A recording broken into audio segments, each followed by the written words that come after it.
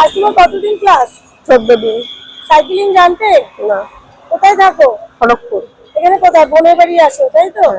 তো আমরা কি শেখাতে পেরেছি 14 দিনে? হ্যাঁ হ্যাঁ অবশ্যই, তাহলে আমি তো কোনোদিন ভাবতেই পারিনি চালাতে পারবো বাবা। সাইক্লিং জানতে? কিছুই জানতাম না। তো এখন তুমি চালাচ্ছ, রোডে কোনো অসুবিধা হচ্ছে? না, তেমন কোনো অসুবিধা হচ্ছে না। বাড়িতে তেলে গাড়ি প্র্যাকটিস করছো তাই তো? তাতেও কি কোনো অসুবিধা হচ্ছে? একটু হালকা, এটা তো হালকা একটু ভারী এইগুলো। সমস্যা হচ্ছে, তাতে কি এমনি শেখানো নিয়ে কিছু বলবে? না না, খুব ভালো শেখায় ম্যাম, যদি কেউ শিখতে চান তাহলে আসতে পারে, এই আর কি। তো বাড়িতে শিখতে গিয়ে পেরেছিলে? না না, আমার হাত ভেঙে গেছিল, আমার বর শেখাতে গেছিল, আমার হাতটা ভেঙে গেছিল। আমাদের কাছে কি শেখার পরে কি মনে হচ্ছে? খুবই ভালো, মানে কেউ যদি বাড়িতে একদমই করা উচিত না, কোনো ট্রেনারদের করা উচিত, কারণ আমি তো এত ভয় পেয়ে গেছি, আমি ভাবি না আর কোনোদিন গাড়িতে উঠতে পারবো, বসতে পারবো তাই ভাবি না, চালানো তো দূরের কথা। গাড়িতে বসাটাও জানতে না, কিছুই জানতে না।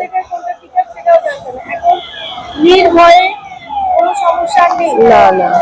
দেখতেই পাচ্ছি এই দিদি 14 দিনে লং সাইক্লিং এ ভালো চালানো শিখে গেছে। উনি কিন্তু নিজেই বললো ওর বোনও আমাদের কাছে শিখেছে তাই তো? হ্যাঁ, বোন শিখছে বলেই তো আমি সাহসটা পাইছি। ও আমার অনেক ভাবে বলে চল, হবে হবে, পারবে ম্যাম, খুব ভালো করে দেবে।